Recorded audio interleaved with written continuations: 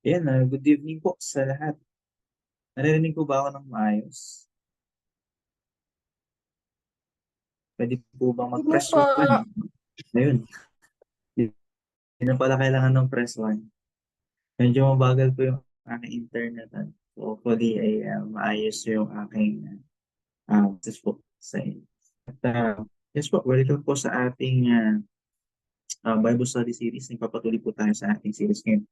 You can change at you can change at ngayong gabi, nagpapatuloy tayo sa part 2 naman ng ating topic, what desires do we need to turn from?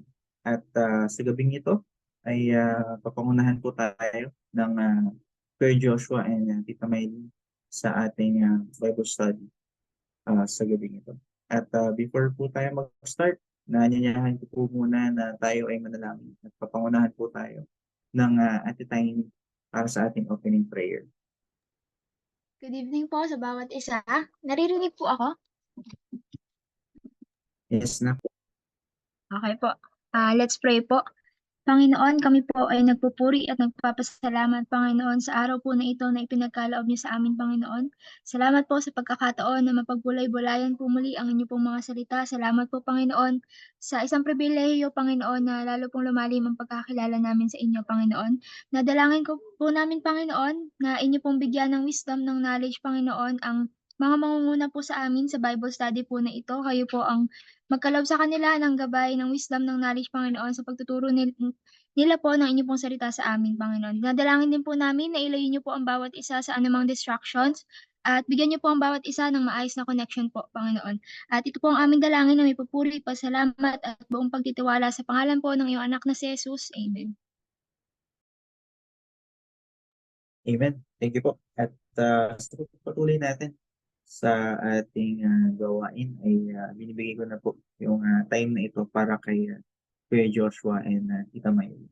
Thank you po. Good evening po. Good evening po. Okay po. Good evening po sa ating lahat. Ngayong gabi po ay ipagpapatuloy natin ang ating topic sa chapter 6 na what desires do you need to turn from? Ipinaalala po sa atin noong nakaraang Tuesday yung mga katotohanan na dapat nating yakapin. Slide 2 po, please.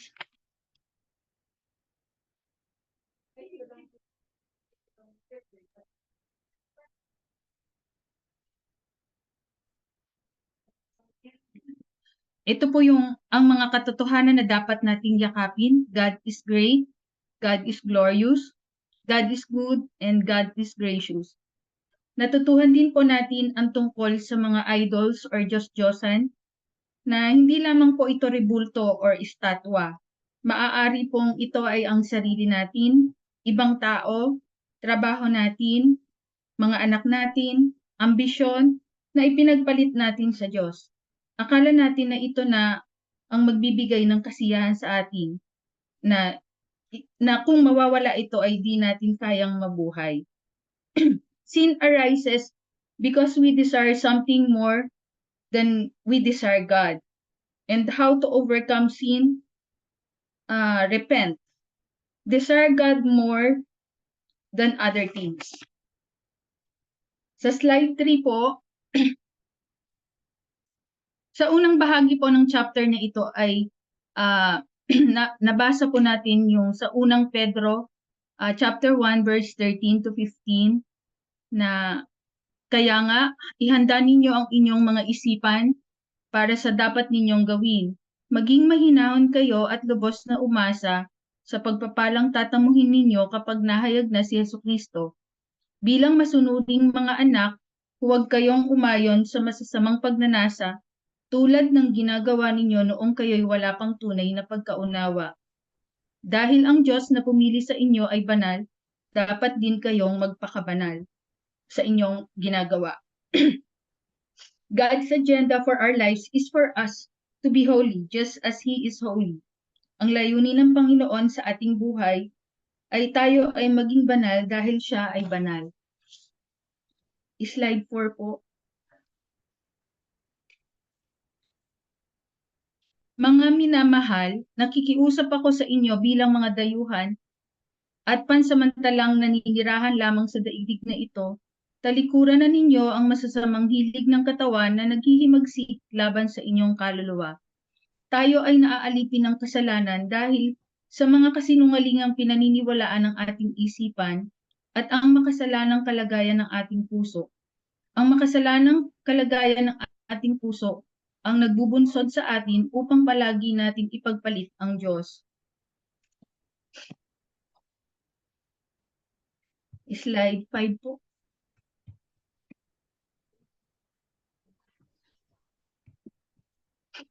Meron po ba sa atin na di nagkasala nung tayo ay maging Kristiyano na? Ang sagot po ay wala. Dahil tayo ay nabubuhay sa mundo na puno ng kasalanan, mga kasinungalingan na pinaniniwalaan ng ating isipan, at ang makasalanang kalagayan ng ating puso. Sa pagpapatuloy po, ito po yung tinatawag na continual repentance. According po kay Martin Luther, to progress is always to begin again. Repentance is not a one-time event. Slide 6 na po. Repentance is not a one-time event that just takes place when we're converted.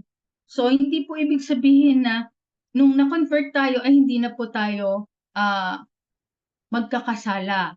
Patuloy pa rin po tayong humihingi ng tawad dun sa mga nagagawa nating kasalanan sa araw-araw.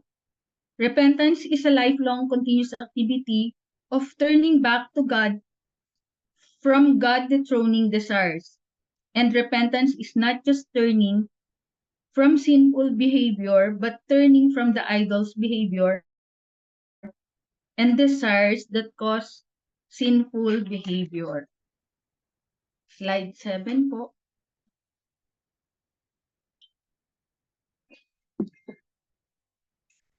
Mortification. What is mortification? Mortification is putting sin to death. It means constantly saying a decisive no to sin in our lives, especially at the earliest stages of temptation. Basahin po natin ng sabay-sabay yung Colossians 3:5 sa slide 8.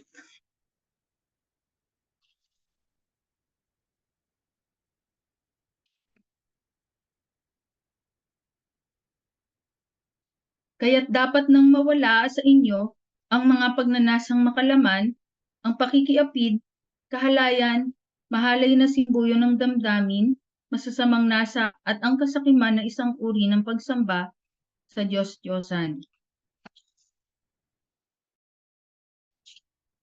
Next slide po. Ito din po ang mga sumunod na pwede nating basahin tungkol dito. Sa Roma 6, chapter 6, verse 6, alam natin na ang dati nating pagkatao ay naipako na sa krus kasama niya upang mamatay ang ating makasalanang pagkatao at nang hindi tayo maalipin pa ng kasalanan. Sa Galatia 2:20, hindi na ako ang nabubuhay ngayon kung hindi si Kristo. Kristo na ang nabubuhay sa akin at habang ako'y nabubuhay pa sa katawang lupa, mamumuhay ako sa pananalig sa anak ng Diyos na umibig at naghandog ng kanyang buhay para sa akin. Sa Galatia 5:24, at pinatay na ng mga nakikipag-isa kay Kristo Jesus ang masasamang hilig nito. So, meron pa po akong idinagdag dyan na pwede po natin basahin na lang po. Sa Roma 8:13, sa slides 11 na po.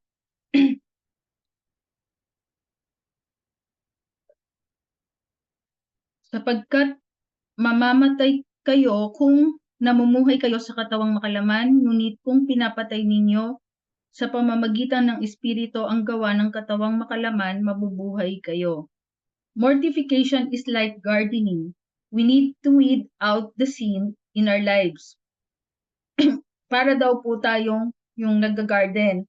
So yung kailangan natin tanggalin yung mga ligaw na damo na sumisimbolo ng ating mga kasalanan. At yun po ay hindi po siya kung kailan natin maisipan.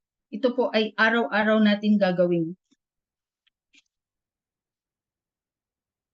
Sa slides 12 po. Sabi ni Sinclair Ferguson, what then is this killing of sin? It is the constant battle against sin. Sabi po dito constant. Kasi kagaya po nung inihalong tulad natin kanina na damong ligaw, kung hindi po natin ipagpapatuloy or hindi po natin araw-araw gagawin yun, tutubo po yun at magkakaroon ng ugat at mas mahirap pong tanggalin. Kagaya po ng kasalanan, kung nababad na po tayo sa kasalanan, mas mahirap po tayo makaalis. It is the constant battle against sin which we fight daily. The refusal to allow the eye to wander, the mind to contemplate, the affections to run after anything which will draw us from Christ. It is the deliberate rejection of any sinful thought, suggestion, desire, aspiration, deed, circumstance, or provocation at the moment we become conscious of its existence. So ang nakalagay po dito ay constant battle against sin. And yun pong sa pangalawang sentence po ay sinasabi na dapat i-reject na po natin kaagad dun sa time na nalaman natin na meron na siyang sin na nakikita. So, sa pagsisiyasat po natin ng ating mga sarili, maaari po natin malaman na may mga sinful desires na pala tayo. Kung minsan, makikita po ito kung, halimbawa, madali pong sumasama yung loob natin kapag may mga treatment tayong na-receive na hindi maganda. So, nagko-contradict na po ito dun sa dapat nating paniwalaan at panghawakan na God is good. And kung halimbawa naman po, madali tayong mainis, may mga bagay na hindi nangyari na gusto natin, pumapasok na rin po doon, nagko-contradict na din po doon sa na God is sovereign. And pag nagagalit naman po tayo, pumapasok na rin po yung kasalanan dahil nakakalimutan natin na dapat ay pagtiwalaan natin ang Diyos. Pero hindi po natatapos sa pagsisiyasat ng sarili yung dapat nating gawin. Dapat din po tayong humingi ng tulong sa Diyos sa pagpatay sa mga kasalanan ating nagagawa. God alone can change us. Sa panghuli po na salita ng Diyos sa awit, mula sa awit 139, 23 to 24, O Diyos, ako'y siyasatin, alamin ang aking isip, subukin mo ako ngayon kung ano ang aking nais. Kung ako ay hindi tapat, ito'y iyong nababatid.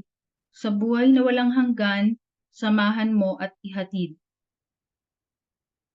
Ito lamang po at susunod pong magsasalita ay si Kuya Joshua. Hello po, magandang gabi po. Narinig po ba ako ng maayos? Yes, sir. Ayun po. Sa pagpapatuloy po ng Bible study po natin, magsisimula po tayo sa creating habits and building characters. Nalagay po dito ng 3 puntos: the small concessions to temptation, turning to God in times of trial, and habits of holiness and Christian character. Sa small concessions to temptation, madalas po iniisip natin na hindi ganong kalaki ang epekto ng maliit na pagsuko o pagpapadala sa tukso tulad ng tingin na may pagnasa o pagtatanim ng galit. Pero hindi lang yon, nagpapalakas pa ito ng tukso. Sa paglipas ng panahon, maaaring maging ugali na ang kasalanan, pero pwede rin natin itong takasan o iwasan. Sa mga oras ng pagsubok, lumapit sa Diyos at hindi sa kasalanan. Marami sa ating mga desisyon ay mabilisan o agaran, kumikilos tayo ng hindi masyadong iniisip bago natin malaman, lumalabas na ang mga masasakit na salita, mga makasalanang gawa at mapaglarong kaisipan. Mahalaga ang pagbuo ng kabanalan, pagpapakita ng Kristiyanong pagkatao at matibay na determinasyon. Ito ang sinasabi ni Charles Reed. Tinranslate ko na naman po siya sa Tagalog. Bawat aksyon ay nagtatanim ng butil, bumubuo ng gawi, at ang mga gawi na ito ang bumubuo ng karakter, at ang karakter ang siyang nagtatakda ng kapalaran. The Bible teaches us about the importance of guarding our actions and being faithful to God. In the Bible, several verses show that small sins can have significant spiritual consequences. James 4:17 states, so whoever knows the right thing to do and fails to do it, for him it is sin. Then sa number 2 po, turning to God in times of trial. Nangangahulugan po na humahanap ng kapayapaan, gabay at lakas mula sa Diyos kapag tayo ay nahaharap sa mga panggigipit o tukso. Ito ay naglalaman ng pagsunod sa ating pagdepende sa Diyos at pagtitiwala sa Kanya upang magbigay ng kaginhawaan, karunungan at suporta sa gitna ng mga pagsubok sa ating pananampalataya. Ang pag-turn sa Diyos sa mga oras ng tukso ay isang gawang pananampalataya, pagkilala sa Kanyang kapangyarihan at sa ating pagtitiwala sa Kanyang biyaya na naglalayon na maging sanhi ng pag-usbong ng karakter na naglalabas ng kabanalan at pagpapakita ng tunay na pananampalataya sa harap ng mga hamon ng buhay. Then, in moments of trials, turning to God is crucial to avoid straying into the path of sin. According to 1 Corinthians 10:13, no temptation has overtaken you that is not common to man. God is faithful and He will not let you be tempted beyond your ability, but with the temptation, He will also provide the way of escape, the way that you may be able to endure it. Next slide po. Habit of holiness and Christian character. Nangangahulugan po na sinadyang pag-ayon ng ating mga saloobin, salita at gawa sa mga aral ni Kristo. Pagtahak sa katuwiran, pagpapahintulot sa Espiritu Santo na magbunga sa ating buhay. Ito ang isang panghabang buhay na paglalakbay ng paglago at pagbabago ng gabay ng mga simulain at halimbawa na matatagpuan sa Biblia. Through being cautious with small compromises in temptations, seeking God in the times of trials, and cultivating the habit of holiness and Christian character, we can follow the teachings of the Bible and the main spiritual goal. Ayun po. Meron po ditong ito na nagpapakita ng isang Christian character na isinalin sa Tagalog. Hindi ko po siya nasama sa PowerPoint. Bali, babasahin ko lang din po. Noong 1569, si Dirk Willems ay nakatakas mula sa isang bilangguang Dutch. Siya ay ikinulong dahil siya ay isang Anabaptist. Isang taong naniniwala na ang simbahan ay binubuo lamang ng mga nagpapahayag na mananampalataya. Si Willems ay tumakas sa isang napagtayuang lawa. Inuusig siya ng isang gwardyang bilanggo. Sa kalahating gutom mula sa rasyon ng bilangguan, nakatawid si Willems sa lawa ng ligtas. Ngunit ang gwardya ay nahulog sa yelo at napadpad sa malamig na tubig. Kaagad bumalik si Willems at iniligtas siya. Nais ng gwardya na palayain si Willems, ngunit nang dumating ang isang burgomaster sa lugar, si Willems ay naaresto, tinorture at sinunog sa poste. Hindi nagtagal si Willems upang magdesisyon sa tamang bagay na gawin. And that's a sign of Christian character. It's a sign that grace has become a habit. You can create Christian character overnight. It's the fruit of suffering and perseverance. Repent. Next slide po kayo. And we repent by faith, believing God is bigger and better than our simple desires. Next slide po. How do we repent? We repent through faith. We turn back to the worship of God when we believe that God is better than our idols. Repentance is in itself an act of faith. Sinasabi po ng author ng book na hindi daw po tayo na-save by faith alone, kundi faith plus repentance, pero hindi daw po totoo yun. Dahil ang pagsisisi ay isang act ng pananampalataya at hindi ka maaaring bumalik sa Diyos ng may pananampalatayang hindi tumatalikod sa kasalanan sa pamamagitan ng pagsisisi. When we trust God, we affirming that He's bigger and better than our sinful desires. Repentance is in itself an act of faith. Next slide po. God is bigger than our sinful desires. Ito po, meron po tayong two forms of temptation. Sin seems attractive and sin seems inevitable. Ang kasalanan ay tila nakakatukso. Madalas ang mga bagay na bawal ay lumilitaw, nakaharap-harap, nakakaganyak, at tila nag-aalok ng agad na kaginhawaan o kaligayahan. Ito ay kadalasang nagdudulot ng pagnanasa at pananabik sa ating puso at isipan. Sa Biblia, maraming halimbawa ng mga sitwasyon kung saan ang kasalanan ay tinuturing na nakakaganyak o kaakit-akit. Halimbawa, sa Genesis 3:6, ipinakita kung paanong nahikayat si Eva kumain ng bunga ng puno ng kaalaman ng mabuti at masama. Gayun din ng kasaysayan ni David sa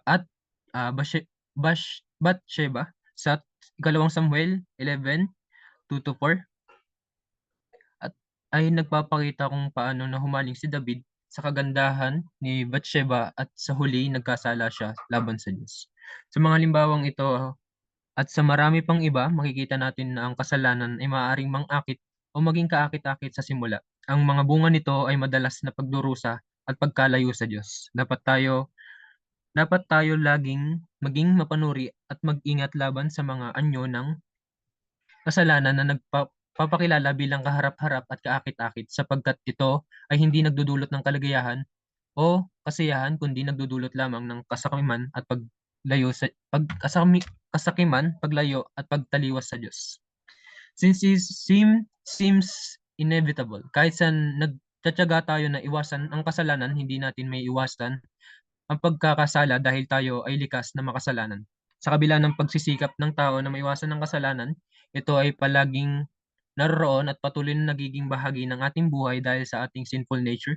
Subalit, hindi nangangahulugan na hindi tayo dapat lumaban laban sa kasalanan. Bagkus dapat tayong manatiling matatag sa pananampalataya at patuloy na humingi ng tulong at gabay sa Diyos upang malabanan at mapanatili ang kabanalan sa ating buhay. Ang pag-asa at kasigahan sa harap ng tukso ay matatagpuan sa banal na kasulatan sa 1 Corinthians 10:13. Wala pang pagsubok na dumating sa inyo na hindi nararanasan ng ibang tao. Tapat ng Diyos at hindi niya ipapahintulot na kayo'y subukin ng higit sa inyong makakaya. Sa halip, pagdating ng pagsubok, bibigyan niya kayo ng lakas upang makayanan ito at ng paraan upang malampasan ito. Sa mga sandaling nadarama natin na tila hindi natin kayang labanan ang kasalanan, kailangan nating alalahanin ang pangako ng Diyos na siya ay kasama natin sa bawat laban. Pagtitiwala sa kapangyarihan ng Diyos, mahalaga sa proseso sa pagsisisi. Sa unang 1:19, ipinapahayag ang pangako ng Diyos sa pagsisisi. Subalit kung pinapahayag natin ang ating mga kasalanan, papatawarin tayo ng Diyos sa mga ito at lilinisin tayo sa lahat ng alanan sapagkat siya'y tapat at tuwid. Ang ating pananampalataya sa Diyos at sa Kanyang naglilinis na kapangyarihan ay nagbubukas ng daan para sa totoong pagsisisi at pagbabago sa ating buhay. Next slide po kayo, Iran. God is better than our sinful desire. And we choose to follow our sinful desires because in that moment we believe they offer more than God. Faith is the realization that God is much better than my sinful desires, and when we affirm this is our hearts will inevitably turn from those deceptive and empty desires to find true satisfaction in God. Napipili nating sundan ang ating masasamang pagnanasa sapagkat sa sandaling iyon naniniwala tayo na mas nag-aalok ito kaysa sa Diyos. Ang pananampalataya ay tawa na ang Diyos ay mas maganda kaysa sa ating masasamang pagnanasa. At kapag ito ikinikilala na mapanlinlang at kawalang kabuluhang pagnanasa upang makamtan ang tunay na kasiyahan sa Diyos. Ang pagpili sa Diyos na sa ating masasamang pagnanasa ito mo ating pangunahing layunin ang pagsunod 33. Tinuturo ni Jesus ang kahalagahan ng paghahanap sa harian ng Diyos bago ang lahat ng iba. Dapatwat, hanapin ninyo muna ang kaharian ng Diyos at ang kanyang katuwiran at ang lahat ng ng pinto ng tunayan at kaganapan ng buhay na bukod tangi sa presensya ng Diyos. Sa pagkilala na mas mahusay ang Diyos kaysa mang maaring alok ng masasamang pagnanasa, ipinapahayag natin ang kahalagahan ng pagpapasaya sa Diyos at pagtanggap sa kanyang biyaya. Ang malalim na pananampalataya sa kabutihan ay sa kasayahan at pag-ibig na hindi nagtatagal at walang kapantay mula sa Diyos. Yun lang po. Thank you po.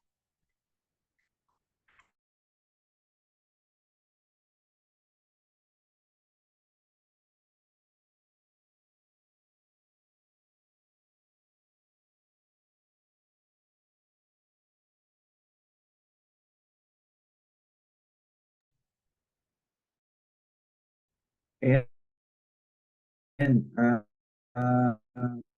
thank you po kay Joshua. Tita Maylin, mabagay po yan sa akin. Yes, Ah, Kuya. Yung ayun. Thanks.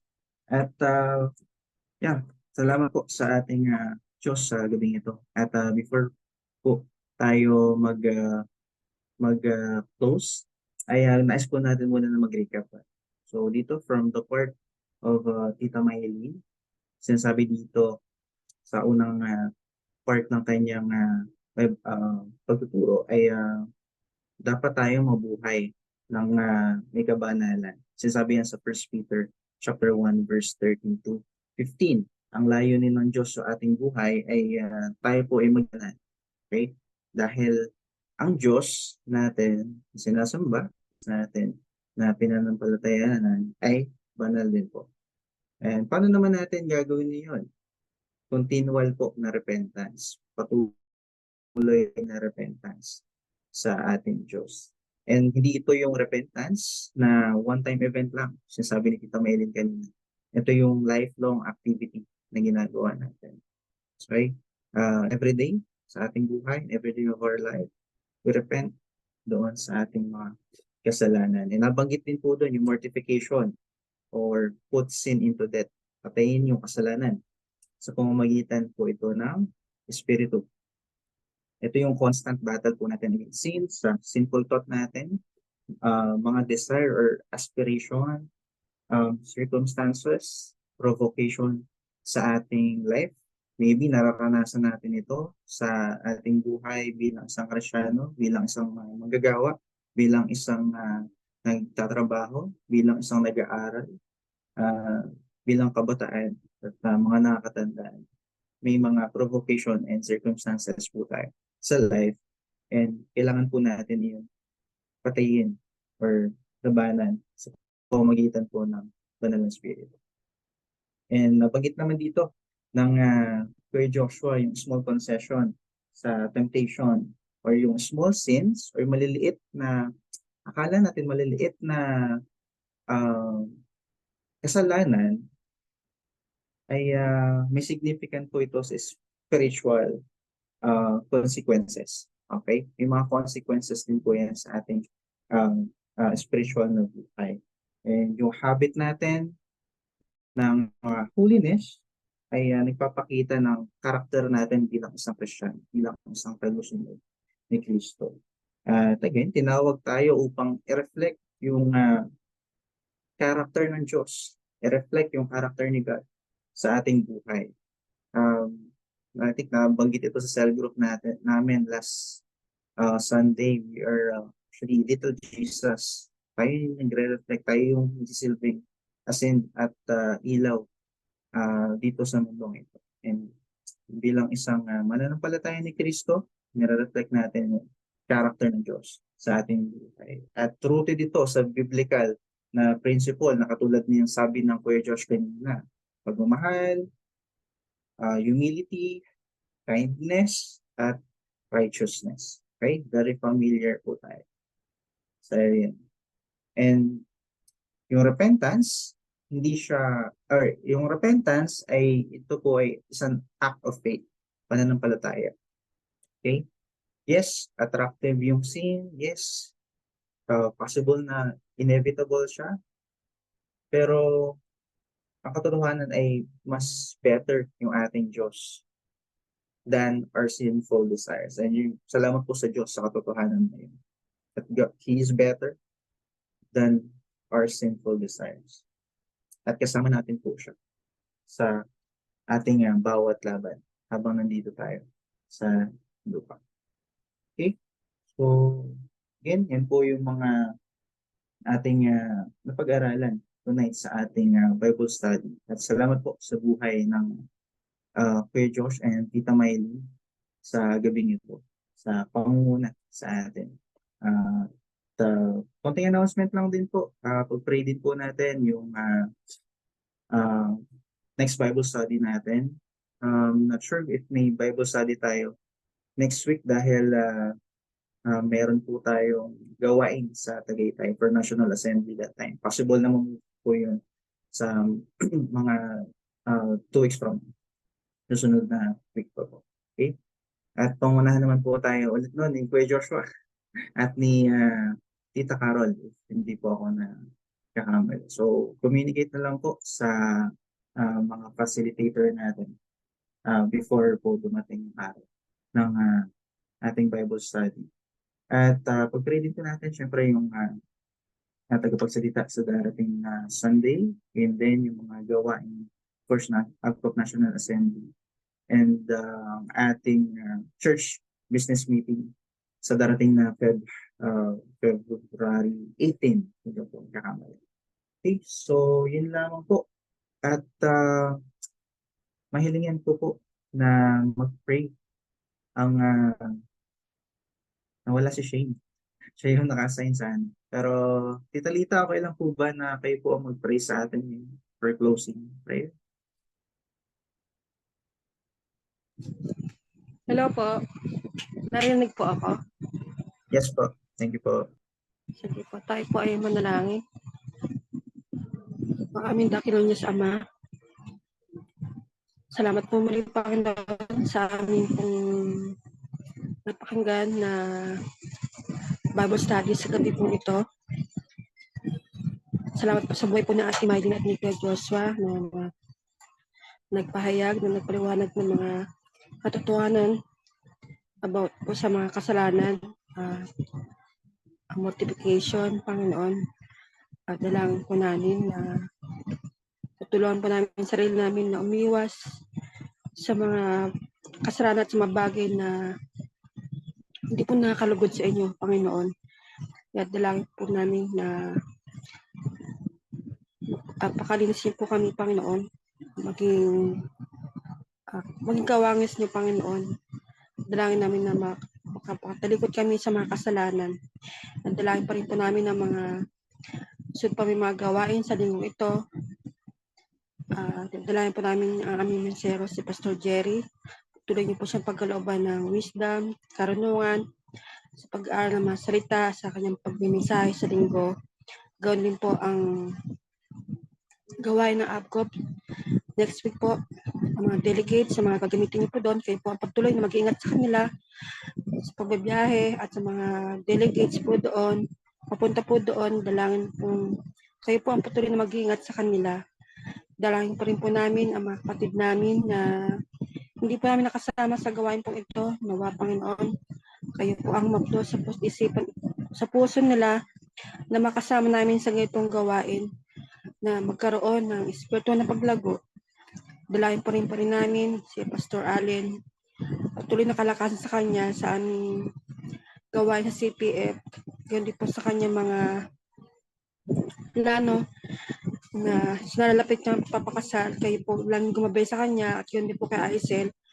Dalangin ko rin po, Panginoon, ang bawat isa sa amin nandito.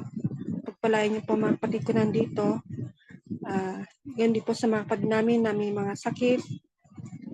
Kayo po magkalob sana ng kagaling at mga gamot na kakailangan nila. Panginoon, salamat po muli.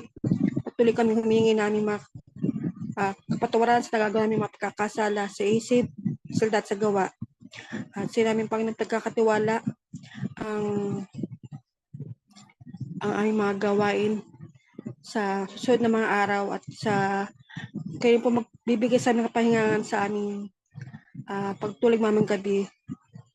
Sa iyo po ang dalangin Panginoon lahat ito na may pagpupuli pa. Salamat. Sa tanging pangalan po ng iyong anak na si Jesus. Amen. Thank you po. Amen po. Thank you po sa inyo lahat. God bless po.